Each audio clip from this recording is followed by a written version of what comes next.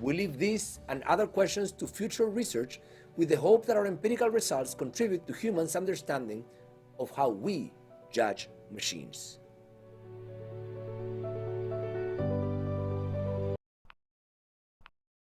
In the age of artificial intelligence, what is real and what is fake is no longer obvious. Everyone can modify their image through Instagram filters. Let's take this case for example. Lil Miquela is an Instagram influencer, half Brazilian, half Spanish, who has currently more than 3 million followers. She has been sponsored by brands like Prada, Gucci, Chanel, Supreme. What makes Miquela special is that she is not real. She's only one of the hundreds of active virtual influencers who are totally digital. They are created on computers. Lil Miquela was created by the American company Prof, which only last year made about $12 million on profit with Lil Miquela's social media accounts.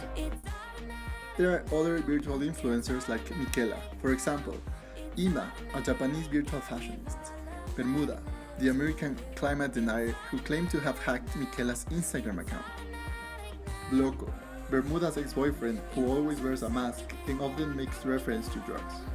Other less human-like influencers are Yankee and Boogeyman, two cartoon characters who share their outfits and their everyday lives through Instagram.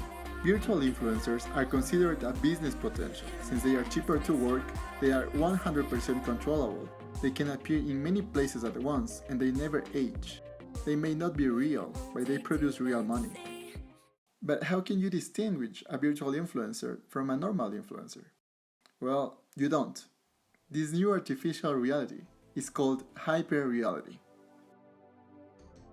Are social science prepared to explain relationships between people and virtual characters?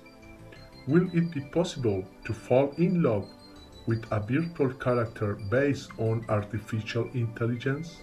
If we like science fiction, we could find many films about this, but we must don't forget that the movies generally show us the most dramatic part of artificial intelligence.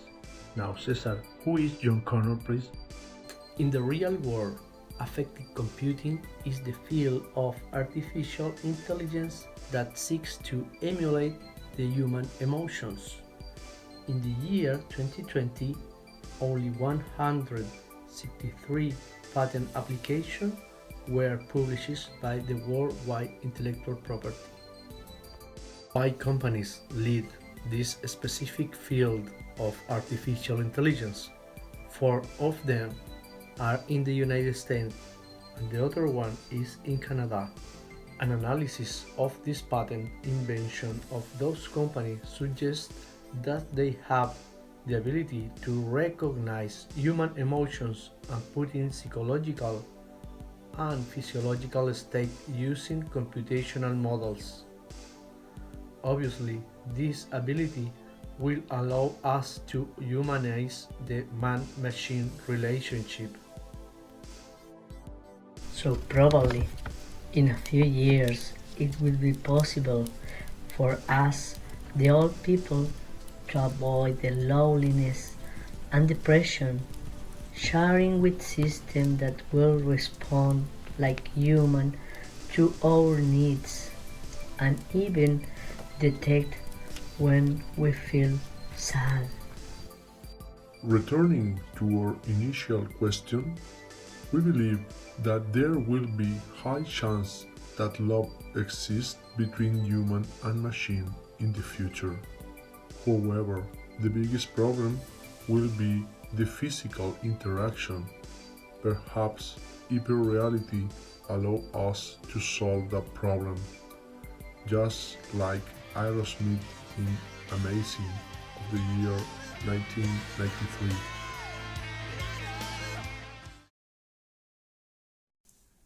Are you already scared about a non-distant future where people will interact and fall in love with artificial humans more often than compared with the real ones because they could let them feel better and give them more sense of meaning than a human being?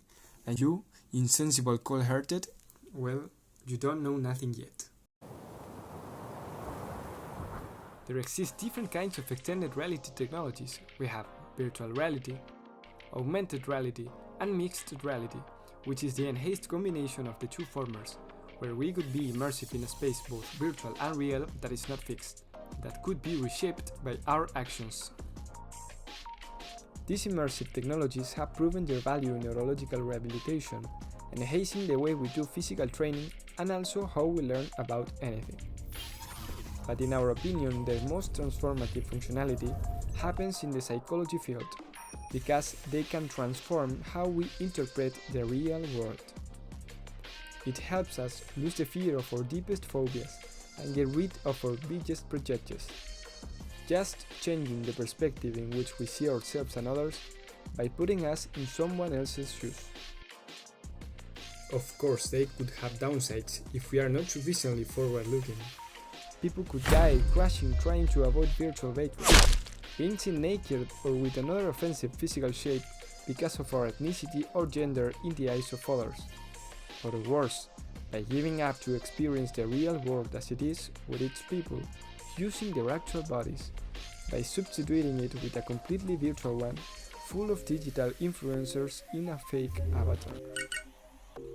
In the book How Humans Judge Machines, the authors present experiments where they discovered that, unlike the way we judge machines, people judge other people not merely because of the outcomes of their actions, but also because of their perceived intention. So, it certainly matters what filter somebody chooses to put in their glasses for seeing us. But it's very important to discuss where we establish the boundaries of regulation, because in the extreme, we could be monitoring what people think. And wouldn't be that the ultimate expression of fascism? From the perspective of the French philosopher Jean Baudrillard, the real hyper-reality is not inherent from dystopian technologies, and does not disappear when you take off some technological lenses. The real hyper-reality occurs inside of our minds. It consists in the system through which we see things and others and give them value and meaning.